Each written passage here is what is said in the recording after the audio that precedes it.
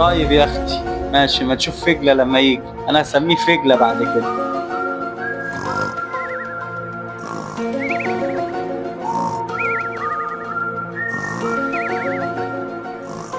بقول لك يا ماما خد، عايزك اقول لك على حاجه.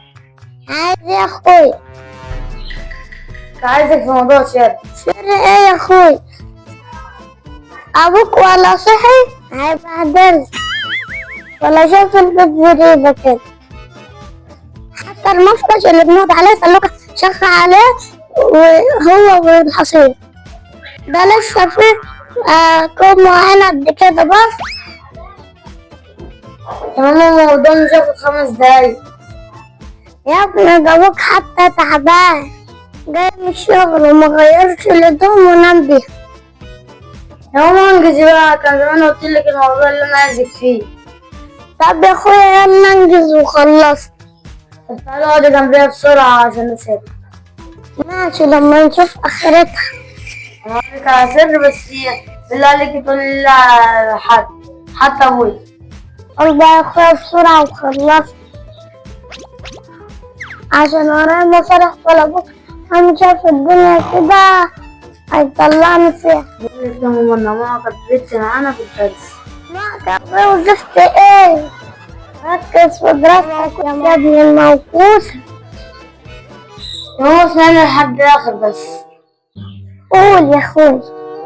البنت معايا في الدرس صورتها كان في غجتي. اسمع دي يا اخوي. اسمها زينب يا ماما. بتقول خاتم جنب جدك وزرعان كده. ايوه يا ماما. طب وانت عايزني اعمل لك ايه؟ عايزك تنصحيني انت امي. انصحك بايه يا اخويا؟ ركز في دراستك. ابوك طفل القوت عشان كل حاجة بتيجي بأوانها لما تكبر. نبقى نفكر في الموضوع ده. عايزك تركز في دراستك وتنجح وتجيب مجموع حلو. المهم ابويا ما يعرفش الكلام دوت، يفضل الكلام دوت سر بينه وبيني. عيب عليك، يعني انت عمرك قلت لي على سر قبل كده وحد عرف؟ لما نشوف. بس البنت تخطف العالم، مبركزش معاها، مبركزش في الدرس. بركز معاها ومبعرفش اركز في الدرس. لا يرحمك ركز في الدروس، ده احنا بندفع 600 جنيه.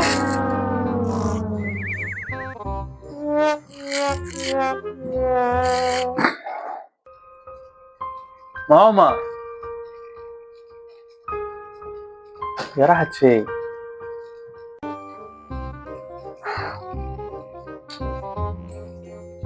سايبه الهدوم، قايل لها لم الهدوم ما لمتهاش.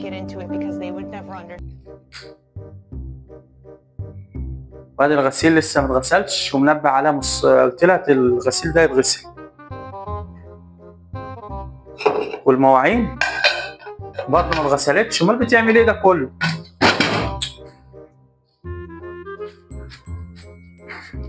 انت قاعده عندك بتعمل ايه؟ قاعدين بتعملوا ايه انتوا الاتنين هنا كده وسايبه مصالحك جوه؟ الغسيل ما تلمش اللي انت كنت منشراه، في غسيل لسه ما اتغسلش، وفي حاجات كتيره هيت على الحوض عايزه تتعمل. ايه ده كله؟ ما انت بتعمل ايه من الصبح وانا متاخر على الشغل؟ وعلى قد جايب لبس الشغل ونمت بلبس الشغل عشان كنت جاي تعبان. بتعمل ايه ده كله؟ ابنك يا اخويا كان دماغ من الصبح وهو اللي معطلني.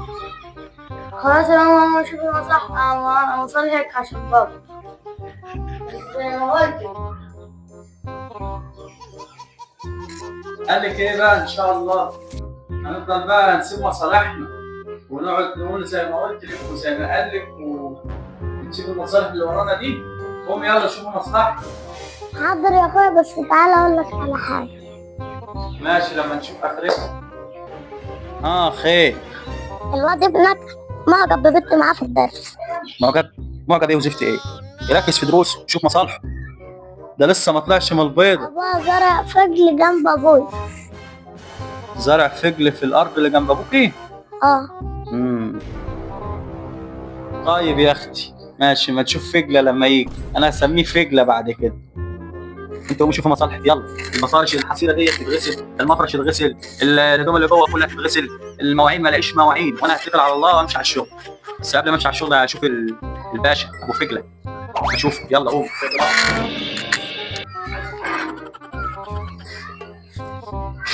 السلام عليكم.